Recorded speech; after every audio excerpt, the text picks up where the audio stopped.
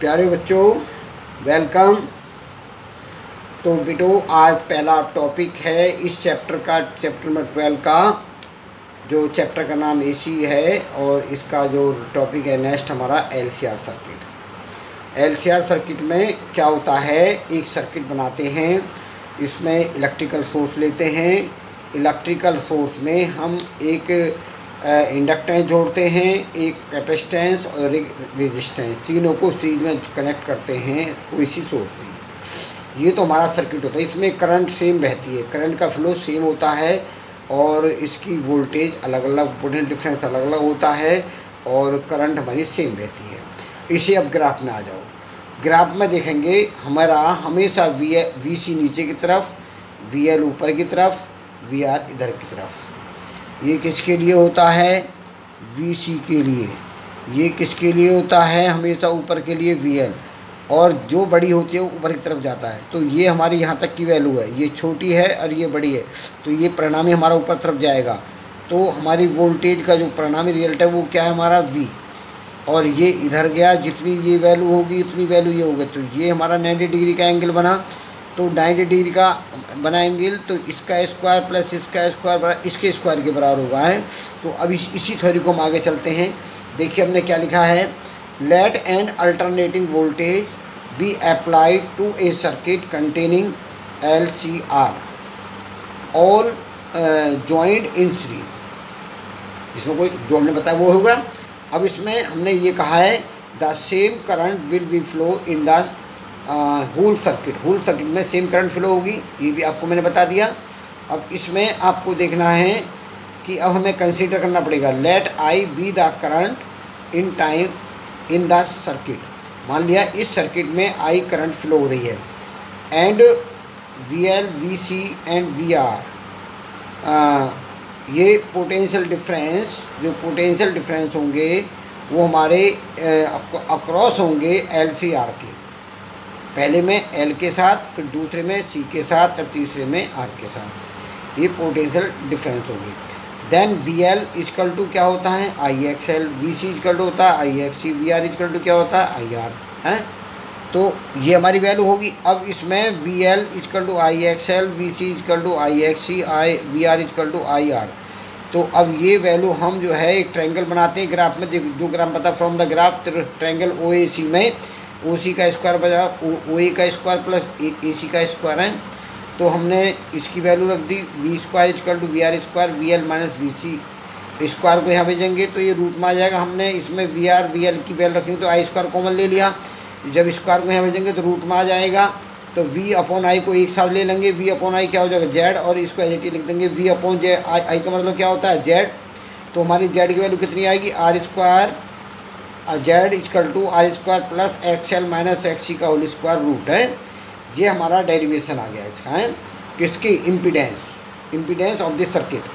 अब अगर ये रेजोनेंस कंडीशन में, अगर हमारी रेजोनेंस कंडीशन आती है, रेजोनेंस कंडीशन में क्या होता है, if X L equal to omega L और X C equal to 1 upon omega C, then तो हम इन दोनों वैल्यूओं को यहाँ रख देते हैं। तो जेड की वैल्यू कितनी, R square omega L 1 upon omega C cover. तो ये हमने वैल्यू निकाल दी इसकी। ये जेड को हम इस टर्म में ले सकते हैं, इस टर्म में भी याद रख सकते हैं। अगर हमें डायरेक्शन निकालनी हो इसकी वोल्टेज के साथ, तो क्या निकालेंगे, जो हमारी in triangle O A C में टेन फाई की वैल्यू कहते हैं सी अपॉन ओ ए। सी ए की वैल्यू कितनी है, V L minus V C upon V R. तो V L V C V R की वैल्यू रखेंगे, आई कॉमन आई से आई काट देंगे। तो क्या है, tan phi equal to omega L 1 upon omega C, X L X C की वैल्यू रख दी अपॉन आर। तो टेन को इधर लाएंगे तो टेन इनवर्स है omega square L C minus 1 upon W C R. तो इस तरीके से ये हमारा डेरिवेशन पूरा हुआ। इस तरह का डेरिवेशन आपको तैयार करना है, ओके। इसके बाद अब इसमें आगे चलते हैं, power in AC circuit. Power in AC circuit में इसकी थ्योरी क्या लिखेंगे कि हम ये कहेंगे the rate of dissipation energy in the circuit is called power. कितना आसान the language, the rate of dissipation of energy is in circuit is called power. जो हमारी सर्किट में एनर्जी का रेट ऑफ एनर्जी डिसिपेटेड होती है उसका वो कहते हैं पावर। और then the product of root mean square voltage and current is called power. तो हम ये कह सकते हैं जो रूट मीन स्क्वायर वोल्टेज होती है और करंट होती है, दोनों का जो क्रॉस प्रोडक्ट होता है उसे हम पावर कहते हैं। तो इन एसी सर्किट के अंदर है। तो इसकी ये मैंने आपको फॉर्मूला जो इसका होता है वो फॉर्मूला लिख देता हूँ, P = V/I। ठीक है, ये फॉर्मूला हो गया इसका। तो अगर ये आता है तो हम इसे ऐसे भी लिख सकते हैं, ऐसे भी लिख सकते हैं, तो हमें ये याद करना होगा। ठीक है, अब अगला हेडिंग चलते हैं हम आपके सामने। क्या चलेंगे? Expression for power in ohmic circuit. Ohmic circuit में, अगर ओमिक सर्किट में की पावर हम कैसे कैलकुलेट करेंगे, ये डेरिवेशन है। इस डेरिवेशन देखिए, सबसे सिंपल वे में क्या है, if the circuit contains only resistance. अगर इस सर्किट के अंदर रेजिस्टेंस ओनली कंटेन करता है तो इसे ओमिक सर्किट कहते हैं। Then the voltage and the current are always in phase. जो वोल्टेज और करंट ये दोनों एक सेम फेज में होते हैं। जब सेम फेज में होंगे so the equation of the alternating voltage, equation of alternating voltage V = V0 sin omega t, equation of alternating current is I = I0 sin omega t। हमें एवरेज पावर निकालनी है। Average power का formula क्या होता है, P bar = V/I है। V की value कितनी है, V0 sin omega t। I की वैल्यू कितनी है, I0 sin omega t। V0 I0 को एक साथ करेंगे, sin omega t sin omega t sin square omega t for a complete cycle. जब पूरी साइकिल के लिए होता है तो साइन स्क्वायर ओमेगा टी का मान कितना रखते हैं, हाफ है। तो P bar = कितना होगा, V0 I0 × हाफ।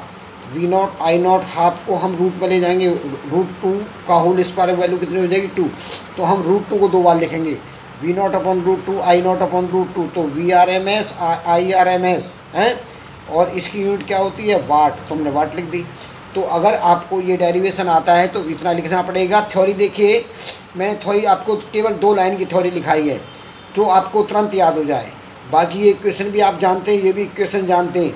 और इन दोनों की इक्वेशन का जो प्रोडक्ट है वो एवरेज पावर मैंने ऊपर बता दिया आपको।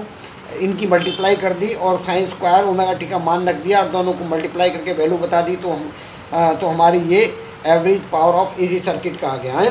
तो ये आपको तैयार करना है। अब इसमें होमवर्क देखेंगे। होमवर्क में क्या आपका SW complete the fair copy work. तो जो आपकी कॉपी का वर्क दिया हुआ है उसे कंप्लीट करें। दूसरा, prove that phi = tan−1 omega L/1/ओमेगा/CR। ये आपको प्रूव करना, जो मैंने डेरिवेशन कराया इससे पहले डेरिवेशन कराया था, ये आपको प्रूव करना है और याद करना है। ओके, ये आपका काफ़ी थ्योरी होगी, इसे आप तैयार कर लें।